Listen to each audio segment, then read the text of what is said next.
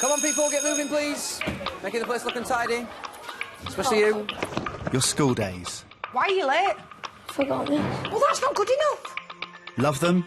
All my life, I've not been offered stuff like this or anything special, so if you can find it in your heart to vote for me, then... Yeah, I'm actually gonna cry. Or loathe them? See, I don't have all the numbers at the bottom, though. These ones here? Yeah. Well, they're letters, not numbers. Same here. You never forget them. Oh, mate, wait till I get that ginger little bastard all this. At this school in Yorkshire, things are changing. As we know, people, Northerners were proper rate clever, aren't we, Jade? There's a new head teacher. Quite scared of you, sir. Good, keep it that way. With a new plan. I came to this school knowing exactly what I wanted to achieve. Yes, improve exam results. Yes, make behaviour better. You cheeky bitch. But the most important thing for me is that alongside everything else that we give them, they walk out of here as decent human beings who are ready for the world. And if that doesn't happen, we have failed them. Stop crying, you mangy bugger. But when you're dealing with teenagers, life's never straightforward. Did you stamp on his head? I don't know. I might have done. Right, thank you. We filmed over a year to find out what life is really like in one of our secondary schools. There comes a tipping point. I'm going to have to ask him to leave. For good. For the teachers Let's have a massive Year 7 hug. and the kids. If he doesn't apologise, he's going to spend the rest of his natural life in detention. At the very start of adult life. Like my eyebrows. Should have done my eyebrows on.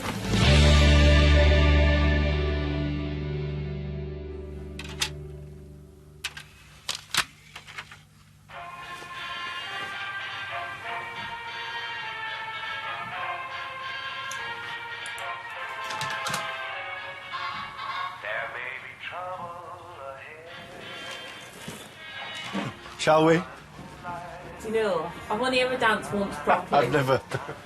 Mr. Mitchell is the new head teacher at Thornhill Community Academy. He started in the job 18 months ago, and ever since he's been on a mission to drive up standards. Before they ask us to pay the bill.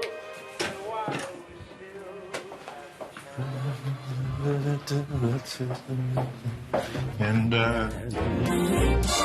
soon we'll be without. It's January. Morning. And the first day of a new term. Good morning. morning, ladies. Now, Happy New Year. yeah, did you have a nice year? I did you? Did you? Even though you don't like Christmas. It's traditional. You come back after a Christmas holiday and you've either got wedge step haircuts, rat's tails, really, and I mean really excessive makeup, slapped all over kids' faces, and piercings. So have you both got your tongues pierced? One of Mr. Mitchell's top priorities is to improve the school's reputation within the local community. I came here with a firm plan. Make the results much, much better so that they stand up to the national scrutiny and everybody can say there's nothing wrong with Thornhill. Because people still look at Thornhill, whatever we call ourselves, Thornhill Community Academy, they'll still say, yeah, but it's Thornhill. I'm not sending my kids there. Well, that's the perception I want to change. I want bums on seats. I want kids to come here because it's their school of choice. And that's what any head teacher wants. Oi!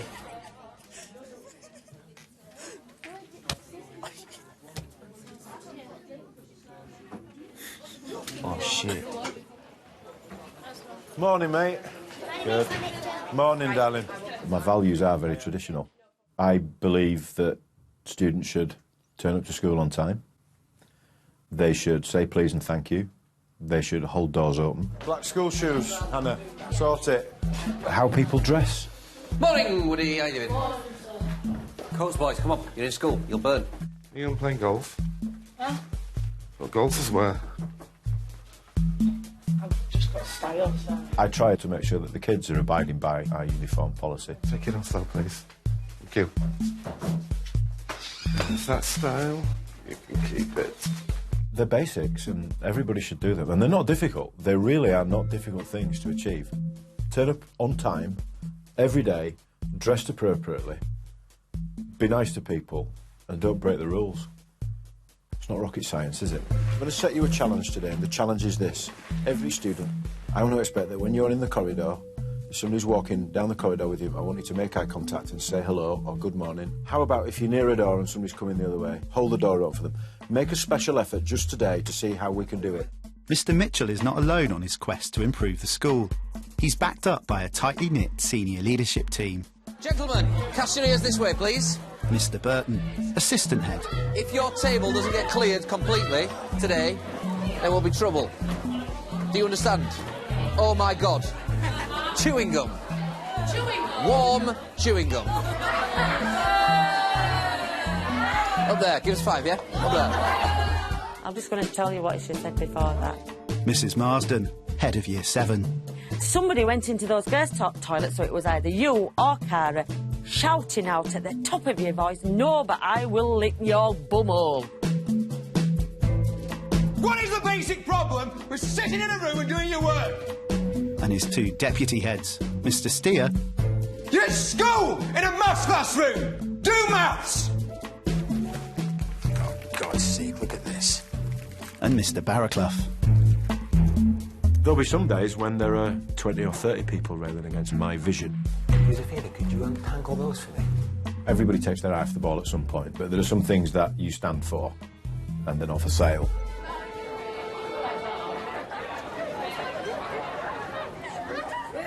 Hey, bingo, got the big time. All of you, wait outside isolation now. It's morning break, and Mr Barraclough has just caught some students smoking behind the IT block. I've just caught the big time. And I feel like Al Capone. Ness. You're Elliot Ness. You're Ness. Right, who's been smoking then? Have you been smoking? Yes? Have you been smoking? Yeah. Yeah. Have you been smoking? No? Have you been smoking? Yes? I've been chewing sweets. You've been smoking? You've been smoking, haven't you? You've been smoking, haven't you? I'll ask again. Right, the 3 of you need to go into isolation. You're isolated for the rest of the day. Eh? Eh? Since when will that punishment for smoking? You could please put in the system, caught by DB smoking. Year 10 students Bailey and Kaylee will be made to work in a booth, in silence, for the rest of the day. What is isolation? Death. It's like just 2 boards and a wall and work. Turn around, please. Right into the booth, please. Bailey, can you turn into the booth, please?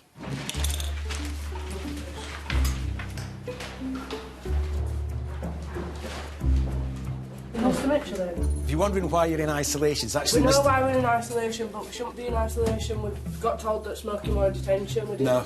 But no, that Then smoking... they made say that smoking was Smoking. I asked Mr Mitchell this very question last week. He said it's in isolation. Yeah, but we haven't been told that. I just want to speak to Mr Mitchell. That's all I want to know.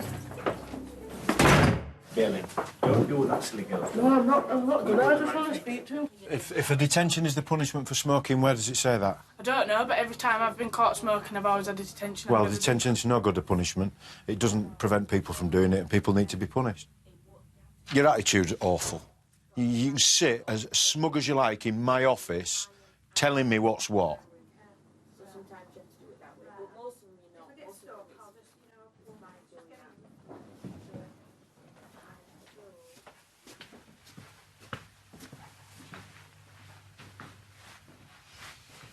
Barry, have you got a minute, please? Just 1 minute, thank you. Having failed to talk sense into Kaylee, Mr Mitchell decides to try an unusual tactic. Just have a pew. Thank you for agreeing to go back into isolation and not kicking up a massive fuss about it.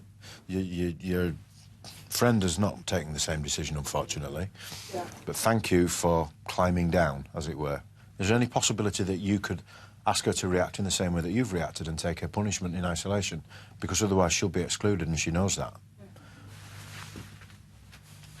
I love him. I think he is. He's the best thing that's happened to this school. Kaylee, Bailey would like a word with you. He's just fair. He's just, like, he'll listen to and he'll have a laugh with you and he won't be serious all the time. Yeah, I like him. I didn't think I would at first, but I do. Really, honestly, it's not worth it. Honestly, just come in there, get a laptop, put earphones into the laptop. No. Because now they're just going to exclude you or go on your report, and if you want to be a fucking lawyer, Kaylee. I don't care.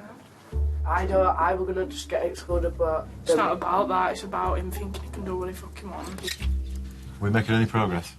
We're not. Oh, thank you for trying, Bailey.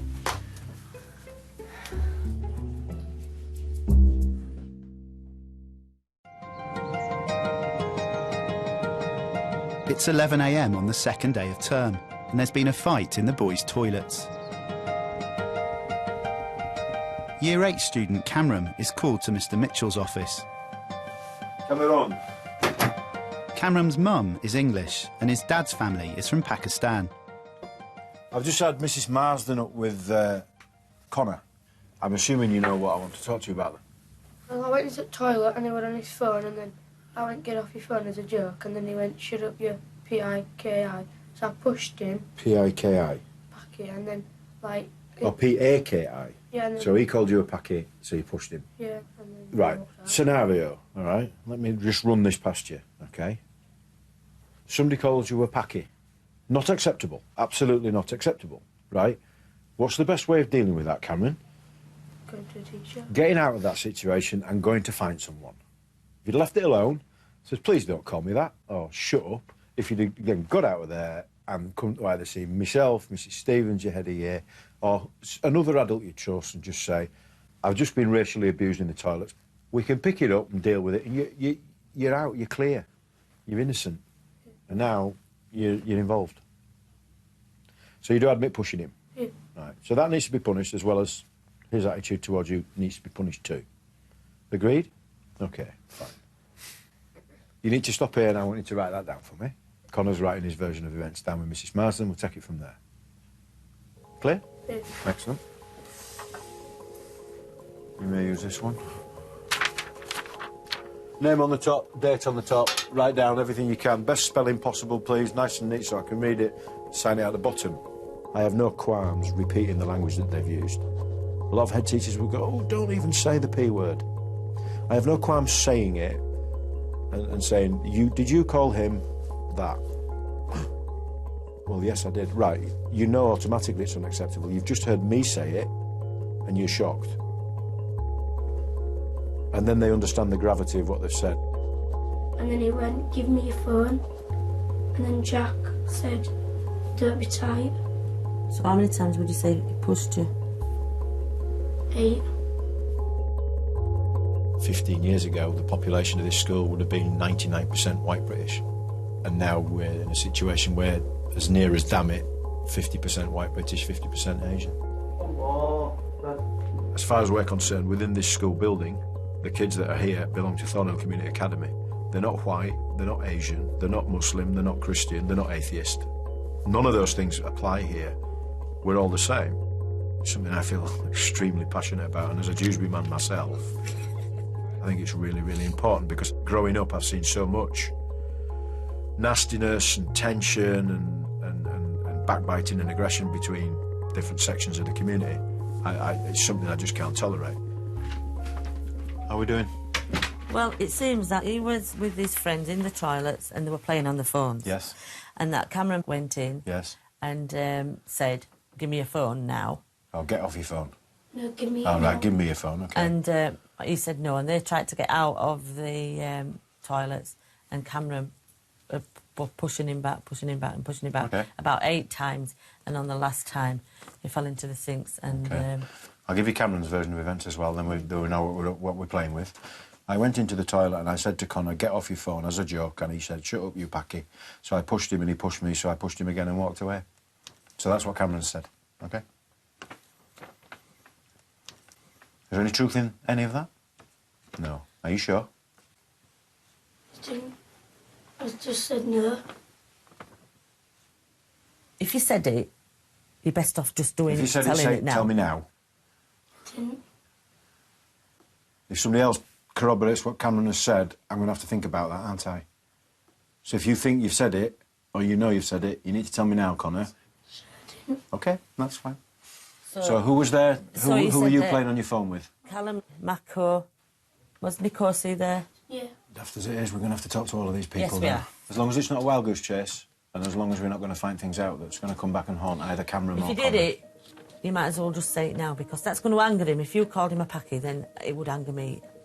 We said didn't. OK, that's fine. That's absolutely fine. Tell me what happened.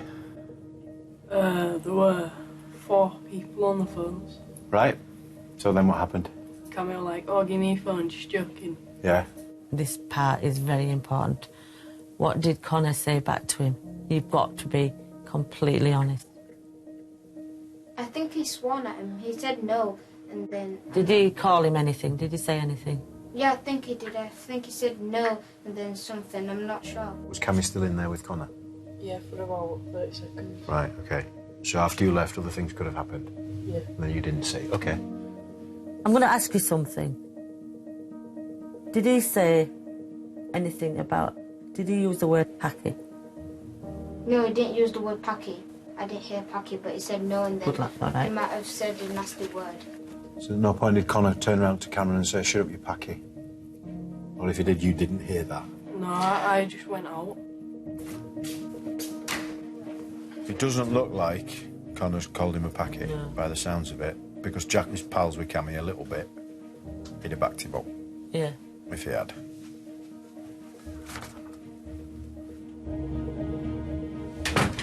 There was something that didn't quite add up about most of the statements, Cameron. And it all largely revolves around the verbal abuse, the racist abuse. No, because when I walked in, I went, get off your phone, and then he went, shoot your packy, and then Nobody, apart from you, heard him call you a packy. Right? No, I'm just telling you. I'm telling you what I know. And I've no reason to disbelieve most of the stuff that I've been told, because you agree with most of it. And I can't get to the bottom of it. I can't decide whether you're telling the whole truth or not, and I can't decide whether somebody else is telling the whole truth or not. And to be brutally honest, I'm not Poirot, you know, I'm not this great detective. The law of averages tends to suggest to me that you're telling some of the truth. Yeah. And that they're telling some of the truth too. Right, 2 things. First one, you've got to be dead sure that somebody's racially abusing you before you make an accusation like that, because the consequences of you making something like that up, that is serious. And if I find out you've made that up, you're for the high jump. Yeah. I had to draw the conclusion based on the balance of all probability, and given all the many statements that we'd taken, that this word wasn't used. And if it was heard, then it was mistakenly heard. And what are we not going to do this year? Get excluded, right? You've been excluded enough times already. You know, the next time I exclude you, I have to start thinking about doing it for a long, long time. I don't want to do that. So if I see you using your hands for anything apart from writing, drawing, acting, throwing shapes or whatever, yeah, you know what I'm going to do. I think it'd be fair to say that Cammy's not had the easiest of rides at school in the past. He can be a source of tremendous hassle for a lot of colleagues. I just feel sometimes that he just needs constant direction, and he needs reminding of that constant direction so that he can achieve, but he can also stay in school. So what we're going to do now is we're going to watch a little bit of Shrek, you know, when he goes to Jew Lock. OK? I'm so hot. Miss, maybe you're going through menopause. I hope not. I'm only 29. Write these down. Miss, I asked you if you knew what it was. Yeah, it's when you get older. And you change. Yeah, you lose your ability to... have children. Yeah. Are you writing this down then? Yeah. Good lad. While I cool off. I'm only 12, and some people say I have a low voice for my age. My mum calls me a little 40-year-old. I'll see you tomorrow, guys. Well done today, thank you. Miss? Yeah? It's an honour being taught by you. Oh, thanks. It's an honour teaching you. Thank you, Ryan. That's lovely. Hi, hello. All right? Yeah? Coming in? Sure, thank you. As part of Mr Mitchell's changes at the school, he's creating a new student parliament. Have a seat there, mate. With hopes of winning a place, Year 8 Ryan pays him a visit. I've come to ask you a couple of questions about what your job's about and what you do in your job. All right. What do you think I do? Well, I think that you're the person who keeps everything running so that it keeps it running smoothly. Does it run smoothly?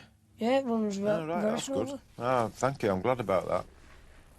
People think he's really stuck up, but he actually isn't. He's actually quite fun. He's a lot funnier than I'd actually thought he would be. Well, I think you might do a lot of paperwork and Right. and you're going to be sorting out people who aren't being, you know, behaving very So well. I do a lot of behaviour stuff, yeah. And you're going to be... When I first arrived at the school, the vast majority of the time that I spent with students were for negative issues and for behaviour issues and for discipline reasons. And although it's getting much, much better now, I'm still only spending about 35% of my time for positive reasons with students. I have to deal with behaviour probably more often than you think. I probably deal with 2 or 3 behaviour things every day. The number of kids coming now to see me to ask my opinion about things or to be praised is growing. And I'd be much happier if the balance between the positive and the negative was sort of redressed and neutralised, if you like. Billy. Miss Gifford wants me to take the nail varnish off. I can't. Why? Because I can't. Well, you know you're not supposed to wear it anyway. Yeah, but if I take these off, my nails will look proper scratty and I don't like it at all. Take yourself down to isolation then. Shall I? Yeah. Wait. Choices. Bailey is a challenge, but she doesn't perhaps broach subjects in the right way, and she can be stroppy. And I've had occasion on a couple of times recently to sort of challenge her about the way she's spoken to people. She can be very confrontational with people that she doesn't particularly have a good relationship with, and it gets her in hot water. Bailey might be carrying out her latest punishment, but she's got ambitions to improve her reputation with Mr. Mitchell. You need to go to a class, Bailey. You need to go to one of the members of staff to you with some work. No, I've got some work. You've got it to do, OK. Just need to show service. I'm going to go for prefect. Right, good. So you should be. I told you you should.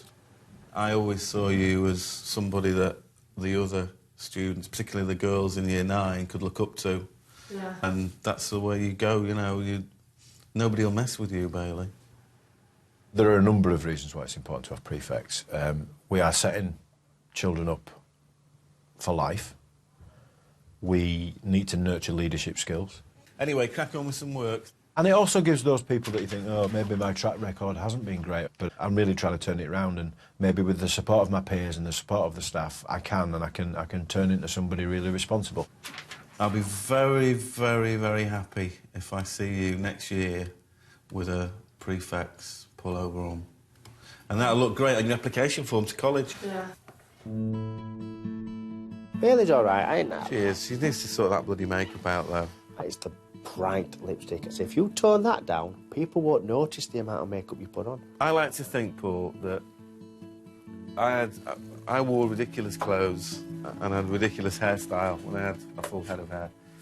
I think it's just the same now, isn't it? Oh, it's At the end of the bee's knees. Yeah. Us in our 40s look at them and think, you look an absolute plonker. Yeah. But I'm sure my teachers looked at my hairstyle and probably thought, what the hell has Steve Moses done to his hair? Yeah, I said to Bailey, first time I saw her makeup, I said, you seriously don't need that much makeup. I said, you're a pretty girl. She went, oh, no, all these scars. And she has got issues with that, and obviously that will affect her self-esteem if she takes all the makeup off, and I can understand that. I think I was 5 or 6. I had a dog bite, and I just had 3 big holes in my face. It looked like somebody had been shot. There was blood all over walls and ceilings and stuff. My smile's gone, mate. Awful. I used to have a well nice smile when I was a kid. Through junior school, got like Scarface. But now it just goes over my head because I've learnt to live with it. But if somebody says something, it'll still affect me, but I just won't show it. And that's why I have to wear foundation. Because if not, I'll just show out more, and like if I'm straight-faced, my face will be like lopsided a bit, so I don't like it. Do you like my eyebrows? Shaved them all off. Shaved all my eyebrows off.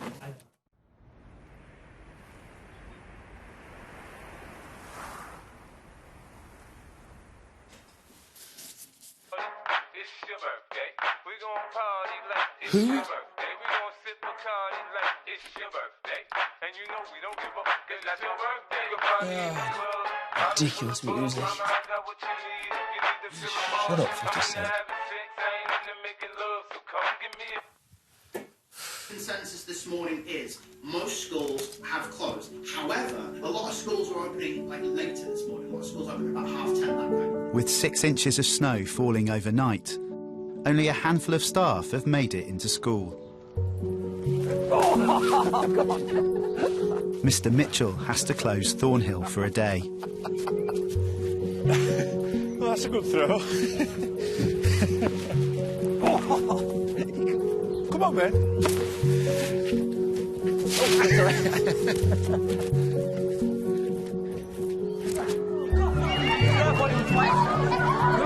The school reopens the next morning. Away from the building! Away from the building and down there! Right. At 9:45, a local resident comes in with the latest challenge for Mr. Mitchell and his team. There were 5 of them there, and 4 of them just stood in front of the window and threw snowballs at the window. Right. And then all this business, you silly old twat, and all this in front of the window. We are not going to be intimidated in our own home. I went out to see what was going off, and the first thing I got was, "Get in there, you white-haired old bastard." Never said a word. Yep. Right. So that did it. Barry followed them down the road, and all the way on this pelting with snowballs. Barry is a man, he's 70 and I'm 71. I've got angina. Right. We don't need this. Barry said, right, there's 4 of you, all come at once, and we'll see who's left standing. Right. He's like that, is Barry. Right. So he said, well, but they didn't come near him, as brave as they are. So he got pelted on the head with snowballs, twice on his head, and 1 knocked his glasses clean off. They were on the road. Did you tell me you had names? Oh, yes. Thank you, gentlemen, for gracing us with your presence. Unfortunately, I think you find both myself, Mr. Steer, and Miss Gifford in not very charitable mood. Get your hands out of your pocket and sit up.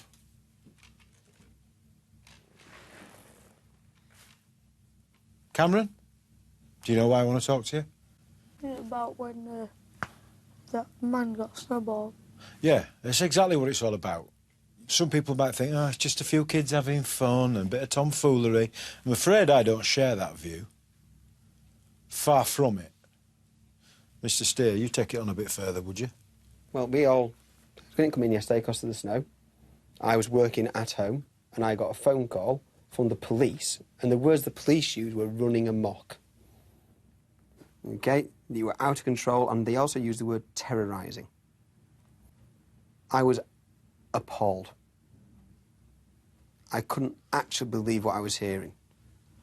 And I honestly think, whatever punishment you come out with here, you'll count yourself lucky. And you're not daft, lads. You know full well you've overstepped a mark when you're throwing snowballs at an old-age pensioner.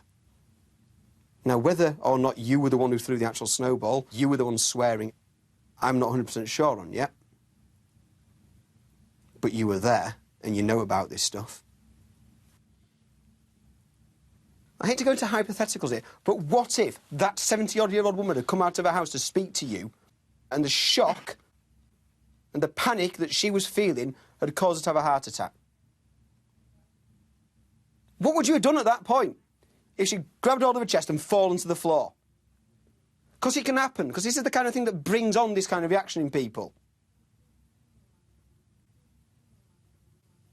I'm beyond upset, actually. I'm absolutely hopping. Oh, I am. And if I speak any more, I'm liable to explode.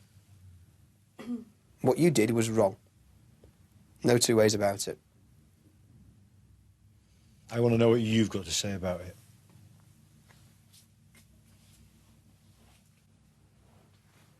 I don't know. What? What do you mean, I don't know? Shouldn't have done it. Do you want to actually say anything that means anything, Tom? I'm sorry, and I shouldn't have done it.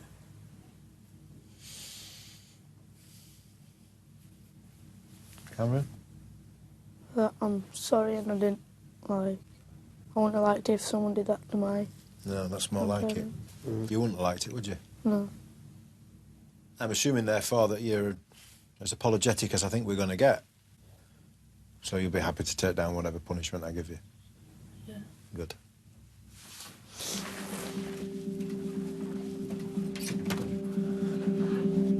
Well, sometimes I just feel like it happens and then after I realise what I've done. So how did you feel? Disappointed in myself for doing it.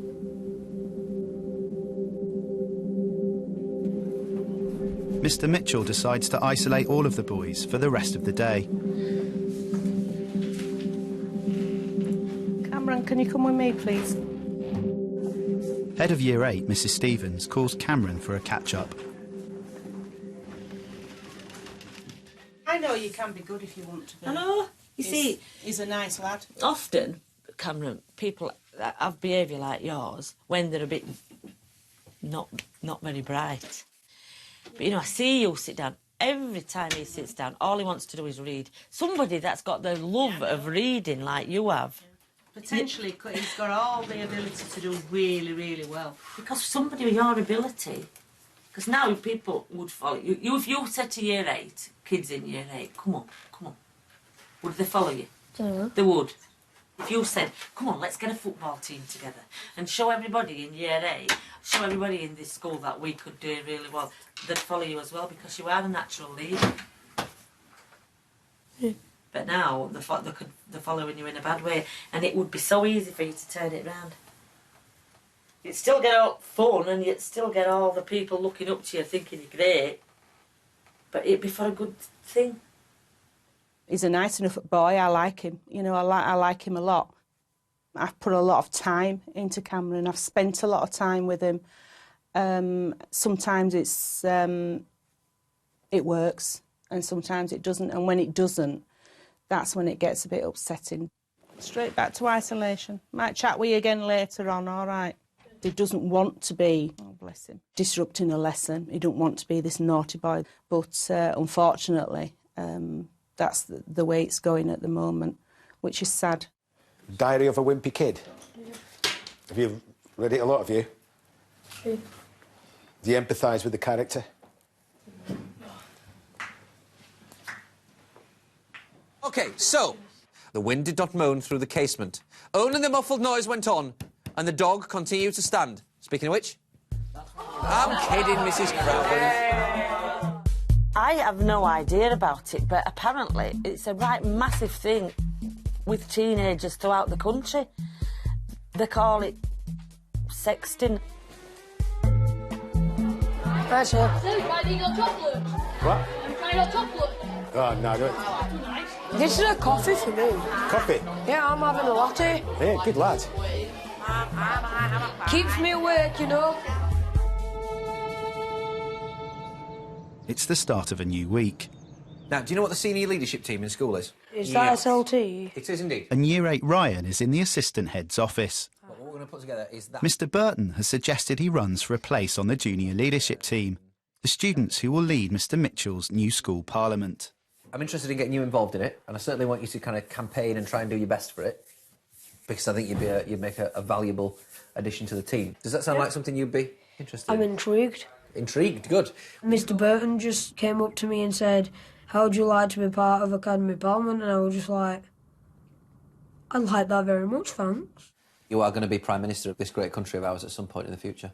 Is that right? Is that the aim? Well, it'll always be the dream. I mean, because only one person can do that once, can't they? So what's the dream on the way to that particular... To become an actor or a fireman or a policeman, basically just something that'll either help or entertain people. That's very nice. That's very noble. I wish more people in this world had that view on things. That's lovely. In terms of priority, what would be number one? My preferable would be to be an actor, but the second one would be a police or a fireman. What about military? I would never be in the army. Really? I could not stand shooting another man. Really? Really? I never would. Right. Well, that's very noble of you. A big man shoots the guy. A bigger man walks away. Very true, right? It's very good. You've got a very old head on those shoulders, haven't you?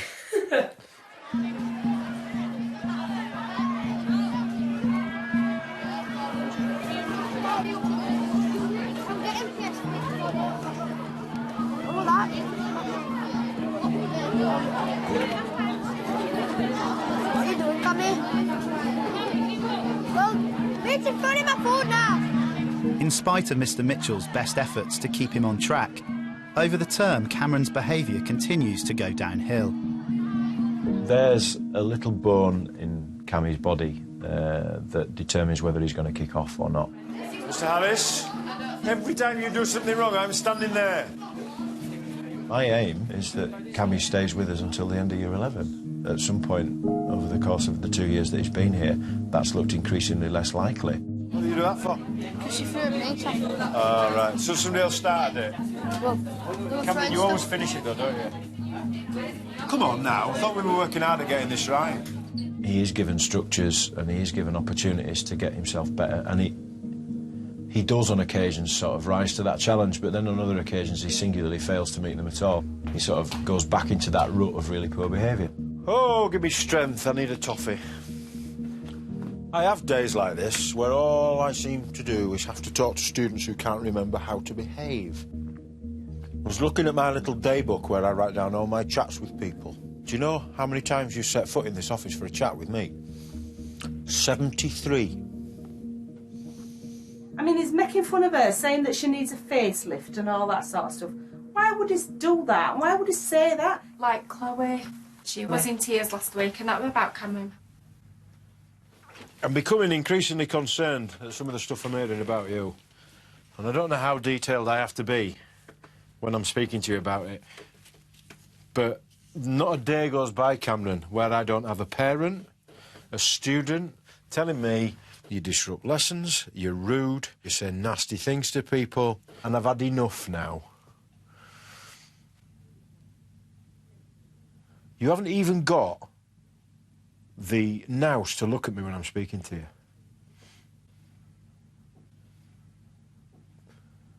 Now, you might look like butter wouldn't melt in your mouth, but time and time again, Cameron, your name keeps coming up. And I think it's happened enough times now for me to take some action. So I'm going to ask your mum to come in.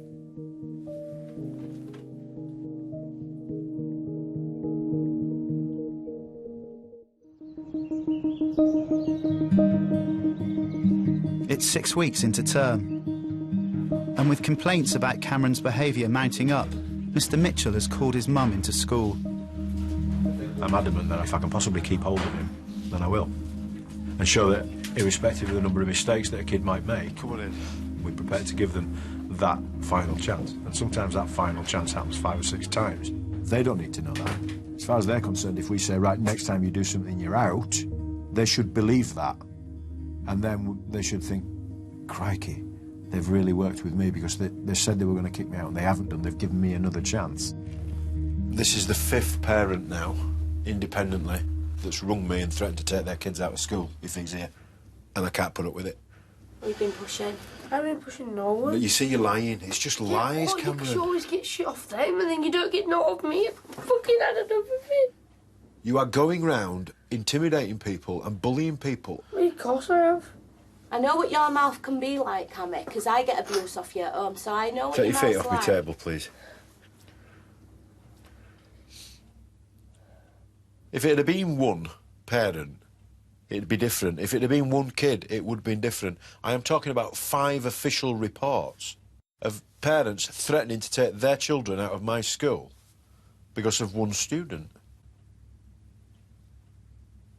The law of averages tells me there's only one way I can react. And I have stuck by it, and I've tried to give you chances. But there comes a tipping point, Michelle, and I'm going to have to ask him to leave. I'm not going to permanently exclude him at this stage. We need to look at an alternative way. Everything's getting took off you, mate. You've done it this time, Cammy. I'm sorry to have to deliver that news. I do hope in time he does understand that I have tried to stand up for him on a lot of occasions, and I can't do any more. The plan for Cameron is we've made arrangements for him to go to a neighbouring secondary school so he can spend some time away from us, realise that actually we have got his best interests at heart. Right, Michelle, thank you. Good stuff. That he can feel a little bit, if you like, of short-term pain in terms of being away from his friends and being away from his circle of people. And hopefully then the intention is to bring him back, start afresh again, and hopefully mend his ways. Cameron will now spend 4 weeks working in isolation at another school. he'll have to be on his best behaviour if he wants to return to Thornhill. What's the master plan then, Cam? Just try to get my head down and then do work. I have to change my behaviour because when I get older I'll have to get a job and then look after myself and other people. But I won't be able to do it if I don't get a job and behave in school. I know how naughty Cameron is. It still makes me think that I haven't done my job as well as I should have done. I should have done something else to keep him here. You blame yourself a little bit, don't you? You do feel as though you're partly responsible. Yeah. I know.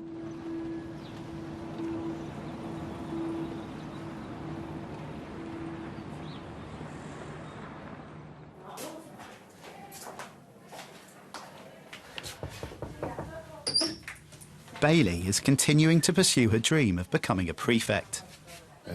Putting yet another spare wheel. But she's still to convince Mr Mitchell that it's a good idea. I'll have a chat. I'll have a chat. If I may get back to you. I mean, I'm not saying I will. Leave it with me, and I might get back to you on that one, Tom. Oh yeah. Fabulous. No problem, Tom. You take care of yourself. Bye now. Bye. Belster, you want to be a prefect? Yes. Good. Glad to hear it. A couple of things gone wrong over the last few days, haven't we? Yeah. So do you want to tell me about it? I was in isolation. Your name in the isolation book's a surprise to me. Yeah. I don't want to see it in there again. Because if you rack up 2 or 3 isolations, I'm going to have to say you're not suitable to stand that. And I wouldn't like to do that. So I like to give people a chance. And are we going to do anything about these eyebrows at any point before the end of year 11? Do you not think they're too big? Do you not? When you draw your eyebrows on in the morning, they'll go right and then other one will go wrong. Right. So you'll have to, like, even them up and then one will be bigger than the other. No. You can buy stencils. Oh, right, you're going above my head now. OK. Thank you very much. Thank you. You know why you're here today? Today we're going to do the speeches for moving from the AP to the JLT, the Academy Parliament, to the Junior Leadership Team. If anybody's interested in going for a speech... To help her chances of becoming a prefect, Bailey is joining Ryan in running for a place on the Junior Leadership Team. What are we applying for? What's this? It's Junior Leadership Team, you know, like you've got SLT, that's Senior Leadership Team. It's just like SLT, so you'll have the power of what SLT does, but in a junior way, if you get what I mean. You can't put someone in isolation. But you know what? I really hope I get this, because all of my life in junior school, I've had to take, like, people who, like, just vote for their friends to actually vote for somebody who actually will do something. Anybody year 10? I'll go. OK, right, but well, Billy can go, then we'll go to Courtney, then we'll go to Lee. Rabia. Right, OK, Billy. Hello, fellow staff and students. Everybody knows my name, so I don't need to tell you. I think I should be a member of JLT because I'm a very confident student who has the power to change his school for the better. I will put everybody's point across and try to help everyone with their problems. I'd like people to see me like they see Mr. Burton because he's ace and I think the bond he has with his students is, like, proper good. Thanks for listening. Oh, OK, you're 8. Ryan, up you go. TV's on Ryan Ward. Man of the people. Shh. Hello, Quiet. Shh. Hang on, Ryan. 3, 2, 1. Hang on. Ryan! 3, 2, 1. Off you go. Shh. I did have a speech, but I accidentally left it at home, so I suppose I'll just speak from my heart. To be honest, the reason that I've actually done this is because all my life, like, I've not been offered stuff like this. I've never been offered stuff like JLT or anything special, and now all I want's a fair shot at it, so I suppose if you can find it in your heart to vote for me, then... You're killing me, Ryan. I'm actually going to cry. I'm so emotional. I'm actually going to cry. Well, become Ryan. Brilliant. I think you said enough. If you look at Beth, look at her. You sent her over the edge. It's like an Enrique song, Ryan. Goodness me. Whew. Hot stuff.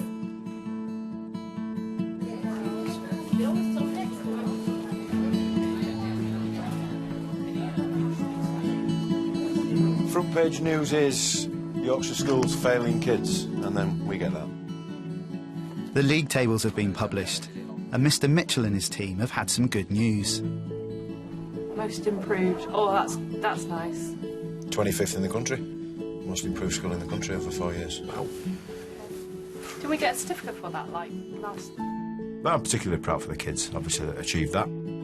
I feel honoured, privileged, proud, all those epithets to be able to lead this school. It's the best job in the world.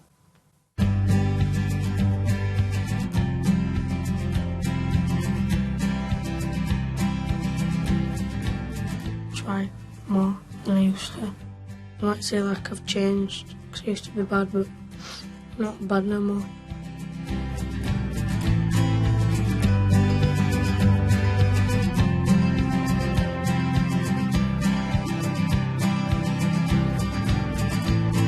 But I think what we all want to hear is an acceptance speech from Ryan.